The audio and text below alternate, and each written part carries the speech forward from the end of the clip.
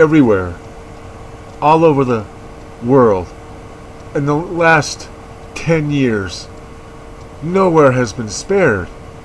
Pakistan, China, United States, all over the United States, India,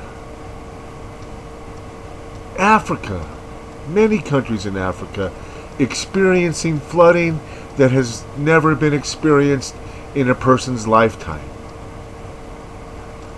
This storm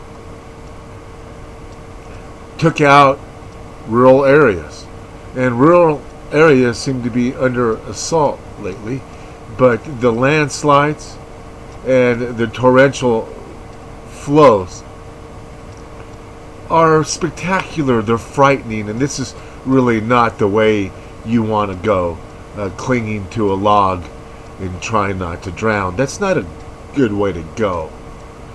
And awareness is everything. We look at the area, France and Italy, and we see that the storm Alex was a double system actually, but it is now cleared out and you can't see much of the remnants of that double system.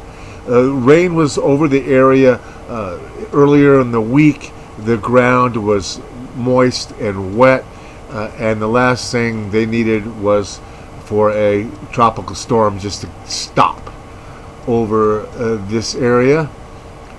We go back and look earlier in the week, and we see right over France a really nice developing system moving into France, and right above it you see a second system. And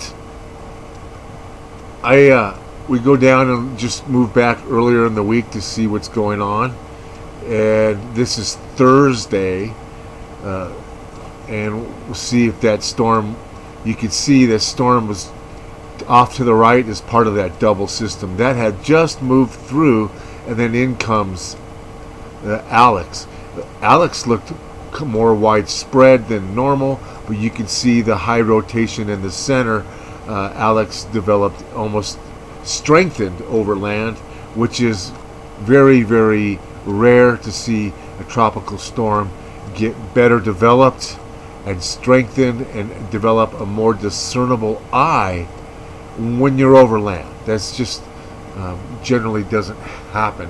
But you can see, just moving back further in the week, you can see that these storms just parked themselves over the area and didn't move for 2 days. And if you were underneath one of those spiral arms, the rain just kept coming and coming and coming, and sometimes they were dumping 4 inches in just a couple hours. And up in the mountains, that kind of a rain definitely funnels water and channels water, creates landslides. We've seen that here in the United States, epic flooding followed by landslides. But we're going to pull out and get a wider picture of a current situation, and you see in the upper left a storm diving down, headed right for the stricken area. Now that may traverse north and may hit England, Great Britain, more abruptly than it does France or Italy. But last thing they need is for a second system to come in over there and have it rain for another 2 days.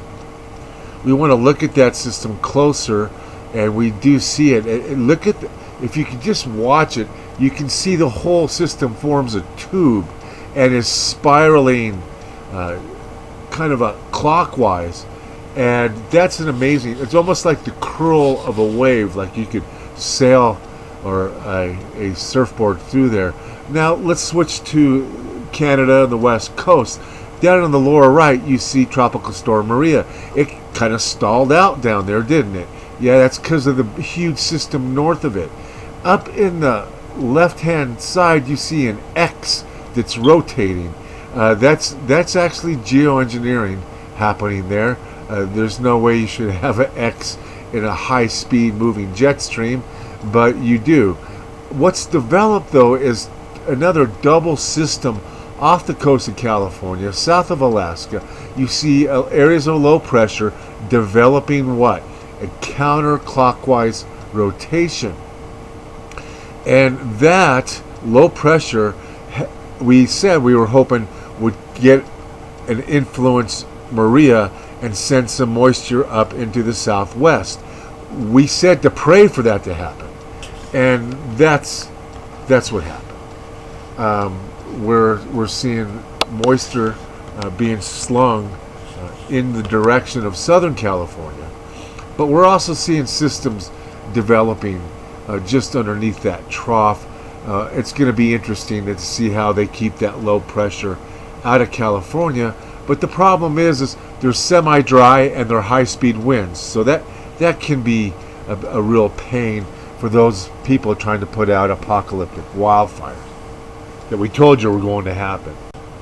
The areas of concern really are going to be this system that's rapidly traveling, and sometimes that high speed on this system limits the amount of rainfall that an area gets. But being parked underneath that river, you can sustain longer periods of rainfall. But we don't think. I mean, this is only showing you 3 hours of movement. This is incredibly fast moving. So you're looking at about 8 hours of rain if you're trapped underneath this wave, this funnel that's spinning in the upper atmosphere.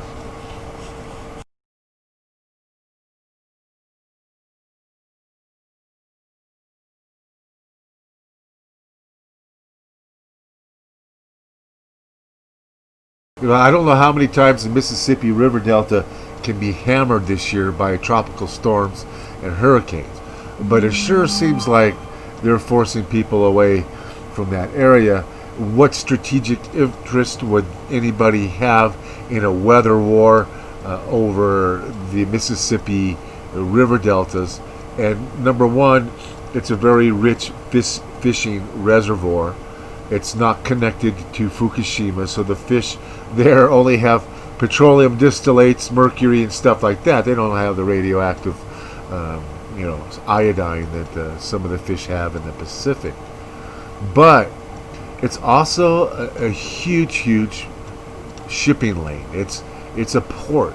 It's the largest port in the world, and the Mississippi River is an incredibly important body of water because you can take a ship and sail it all the way up to Chicago, into Illinois, if you wanted to sail the Mississippi. So to depopulate that area would be of a strategic importance for anybody that wanted to take control of that area, mainly the military or your own government. But if I were a globalist, I would really want control of that area. I would want to control the shipping. I would want to move the people out and funnel them into more dense population centers. There's a lot of rural area, mainly swamp-like area. In this area, the deltas are they just go for hundreds and hundreds and hundreds of miles. And so once again, you see where rural areas are coming under attack. Fire and flood. Until next time, be prepared, not scared.